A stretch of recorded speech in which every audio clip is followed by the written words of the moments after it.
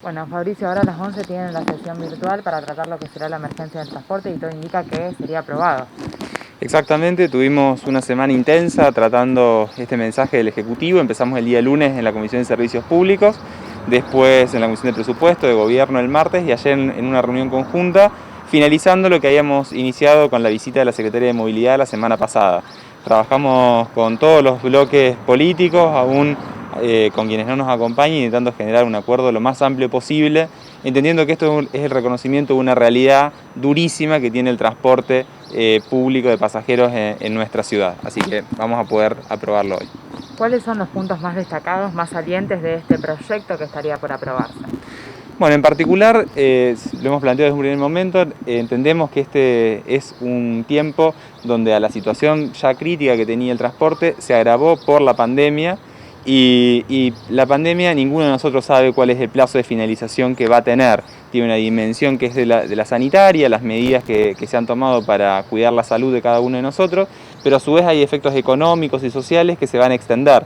Esta es una situación de crisis, lo conversábamos con la Secretaría de Movilidad en su momento, como el 2001, por ejemplo, que durante el 2002-2003 al sistema de transporte le costó recuperar los pasajeros que perdió durante el momento más crudo de la crisis de ese tiempo.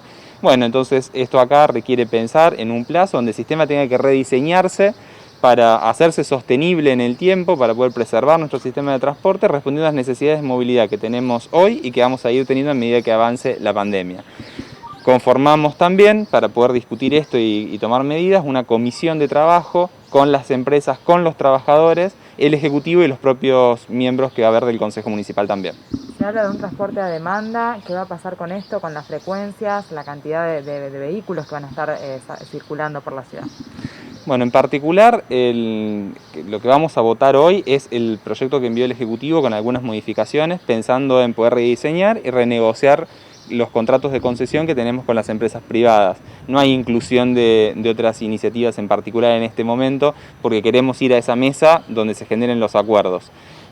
Por lo tanto, los colectivos son los que tenemos en términos de unidades. Lo que sí necesitamos hacer es pensar, por ejemplo, cómo evitar superposición de líneas en determinados recorridos, generando kilómetros donde muchas unidades hoy lo recorren casi vacíos, y poder priorizar otros corredores que tienen una demanda alta, donde hay que poder priorizarlos. Y en función de eso ir viendo cómo tenemos un sistema que sea más eficiente y que sea útil para el vecino, que sepa en qué momento efectivamente va a tener una unidad pasando por su casa. Por ahí una frecuencia corta en minutos que no es cumplible, no sirve tanto como una frecuencia un poco más larga, pero que sabemos que en el momento, por las aplicaciones y demás, sabemos que tiene que pasar la unidad, efectivamente pasa. Fabricio, y una vez más estamos con paro de transporte. Esto complica todavía la situación, bueno, y un poco pone sobre la mesa esto que vos planteabas, ¿no? De que evidentemente el transporte está atravesando una crisis que necesita sí o sí ser repensada. Exactamente, es un elemento más del cuadro de situación que tenemos, un elemento que se ha repetido mucho a lo largo de este tiempo y que tiene que ver con una pata fundamental y que valoramos mucho, que tiene que ver con el salario de los choferes. Una vez más no tenemos la llegada de los subsidios en tiempo y forma como debe ser para poder afrontar esto. Y esperamos, y se están haciendo las gestiones por parte del Ejecutivo Municipal con Nación para poder tener cuanto antes estos recursos que hacen falta.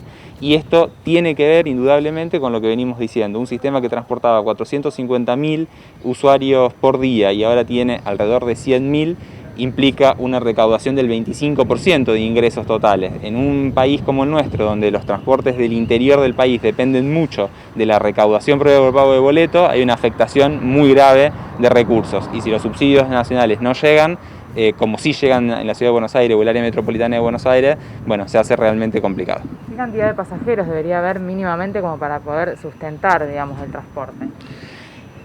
En este tiempo, y no es un problema solo de nuestra ciudad, sino de otras ciudades del país y del mundo, estamos viendo una baja muy importante por las medidas de restricción. Es decir, tenemos un sistema de transporte abocado esencialmente a trabajadores esenciales que paulatinamente se fue abriendo.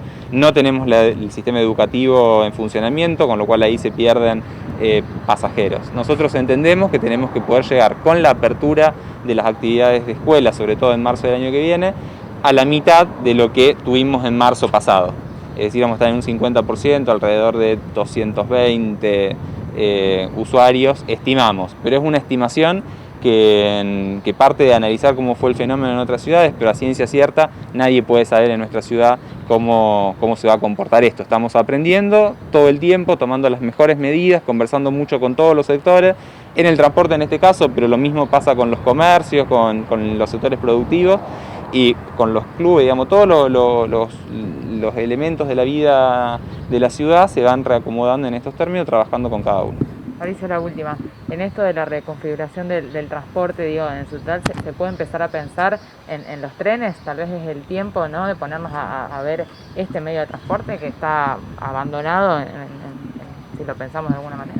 Exactamente, bueno, con el intendente lo hemos dicho siempre, él es autor provincial de una ley para la reactivación ferroviaria, sobre todo en pasajeros, y la ciudad tiene una condición inmejorable para poderlo hacer, la conectividad que hemos defendido siempre de Rosario Norte hacia el noroeste, por los propios barrios de la ciudad, pero también con Funes, con Roldán, hasta Cañada de Gómez. Y esa va a ser una demanda, un planteo que vamos a hacer siempre, lo vamos a defender, y se dio una coincidencia porque esta valoración también la tiene el gobierno provincial, la tuvo y la tiene el gobierno nacional, por lo menos así se expresó en marzo antes de que arranque la pandemia, y es una agenda de trabajo que la vamos a ir defendiendo y construyendo junto con ellos.